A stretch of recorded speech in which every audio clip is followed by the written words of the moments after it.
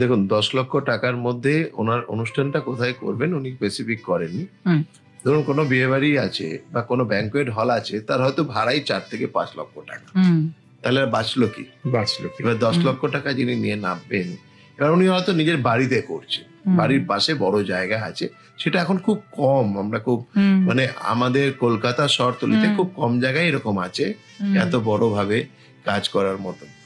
আর 10 লক্ষ টাকার মধ্যে আপনি যদি চান যে আপনার একটা ভালো ব্যাংকোয়েট, তারই 2-3-4 লাখ টাকা ভাড়া হয়ে যায়, তাহলে আপনার বাকি ফুল, লাইট এবং মানে ক্যাটারিং এর যে ব্যবস্থা আছে, এখন যে সমস্ত ক্যাটারিং এর দাম যা দাঁড়িয়ে গেছে খাদ্যদ্রব্য, তাতে মানে ওনার কত লোক সংখ্যা সেটাও ক্লিয়ার করেননি। তাহলে আমার বলতে সুবিধা হতো যে প্যাকেজ সিস্টেমে গেলে এই প্যাকেজের রেট আছে সেভাবে, কিন্তু ওটা যতক্ষণ উনি ক্লিয়ার করবেন আমরা ঠিক বলতে পারবো না যে 10 লক্ষ টাকা উনি কত লোকের জন্য কত লোকের জন্য